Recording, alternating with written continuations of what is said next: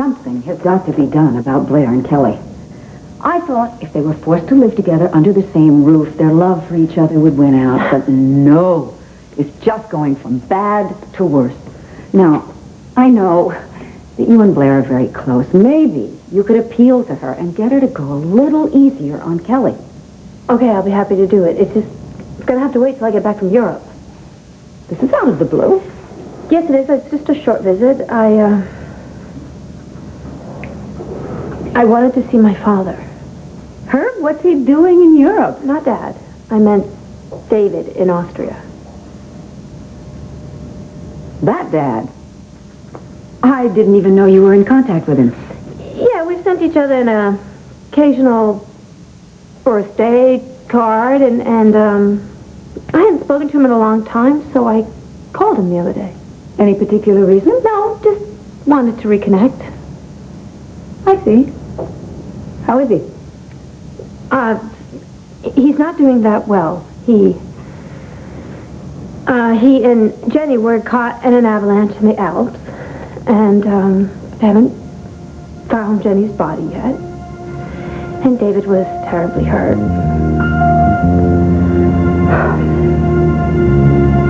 I'm very sorry to hear that. So, is David going to be all right? I mean, aside from the fact that he's absolutely devastated about Jenny. Yeah, he's recovering, and it meant a lot to him that I called, so I thought it was important for me to go see him. Of course. Was there some other reason? Maybe it's because I want to find out about me. Why I do what I do. So I thought I'd start with my parents. David and you. You already know everything about me that you need to know. I know everything that you've chosen to tell me. That sounds exactly like Mel. No, Mel just asked me a few questions. I knew it! No, and then I realized I didn't have enough answers. So, you decided to go hound David in Austria at a time when the man is obviously suffering? No, I mostly planned to see if I can help him. And I want to talk to him about my life. River and my divorce and Kevin. I think he might relate to that since I was a product of an affair he had with you in med school. Are you going to say what kind of information did Mel ask you to ferret out No, about Mother, me? this is not about Mel. This is about me. Now, I'm the one who saw your meltdown when Todd was granted custody of Star. You acted as if she was given a death sentence. The man's a depraved felon! No, Mother, we have been over this and over this. Come on, he has never hurt Star. You act terrified for her, and I thought maybe it was because David had taken me away from you when I was a child. That's no secret.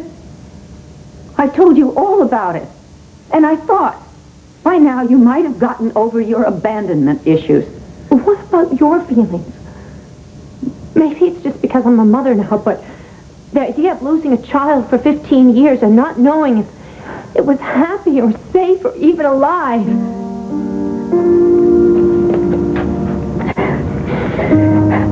There was never a day when I didn't think about you. And the only thing that helped me survive is that I remembered that despite the fact that David had stolen you away from me, he loved you very much. But you said it wasn't your choice. No, see, Mother, I don't want to get you upset. That's why I want to go talk to David. You know everything, okay? There is nothing more for you to be told. Subject closed. Are you telling me not to go? Well, I think it's really an awful time for you to leave River. No, Mother, it's a perfect time for me to leave River. He's starting school, and this may relieve a little tension between Andrew and me. It's so typical of you. You get an idea into your head, and then you go running off in any direction despite the consequences. This trip is positively frivolous. You are telling me not to go. Yes. You have no right to do that. I am asking you, as your mother, who loves you very much. David's my father. So your mind is made up? Yes, I guess it is.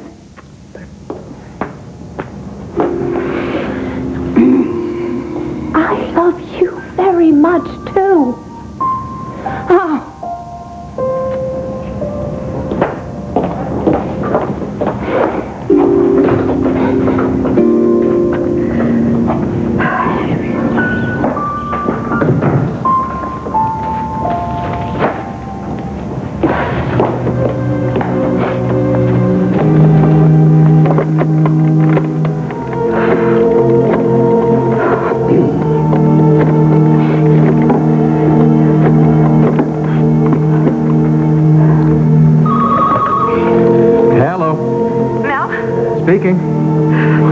Hey, Dorian.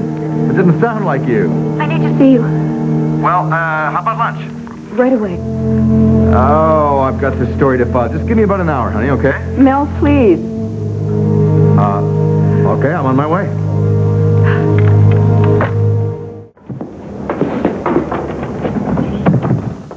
Dorian?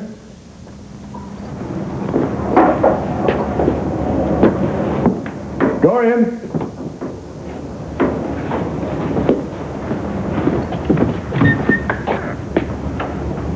What's wrong? Is it Blair? Star? Why are you doing this to me? Tell me what I've done. You are chipping away at me emotionally, and it hurts. Honey, I would never hurt you intentionally. Oh, really? Then why have you gone behind my back and asked my daughter to spy on me? I asked Cassie a few questions, that's all. And as a result, she has contacted her biological father, and she's off to Austria. I'm sure she has her own agenda. Yes, and so do you. And you don't seem to care if that agenda is violating my privacy. If I take a stack of your papers and I move it from one end of the table to the other, you don't like that. And yet you feel you have the right to dig into my personal life when I tell you I don't want you to? The difference is that you understand how important that stack of papers is to me, but I don't know what's buried in your past. I don't know how vitally important it is for you to protect it.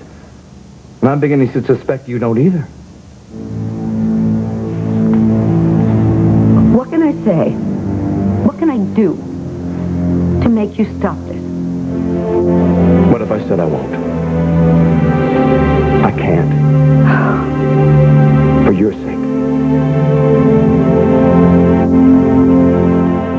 Mel, if you really want to do something for my sake, then stop digging around in me for something that doesn't exist. I believe it does. Well, you're wrong. So why don't you just accept that and leave me alone? I can't. I care about you too much. This is a very hurtful way of showing it. I would never, ever hurt you intentionally, honey. You know that. There are things about you that I accept that I don't like. Dorian, this isn't about some habit of yours that bothers me. I like your habits. More than like. I don't believe you. I think you've decided that there's something about me that needs fixing. Mel, leave me alone. I'm not broke. Not in the usual sense, no. But whenever the subject of childhood or children comes up, something inside you rears its painful head. Why do you keep insisting on that? It's simply not true. Look at me and say that again.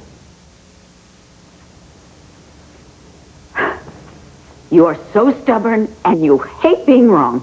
But I'm not wrong. Not this time. Yes, you are. You keep trying to convince me to open up all these doors to my childhood, to my past, to my parents. Mel, if there ever was a door, I slammed it shut a long time ago. Why? Because there isn't anything on the other side of it. This is who I am now. This is who I want to be. And anything else is irrelevant because I live in the present.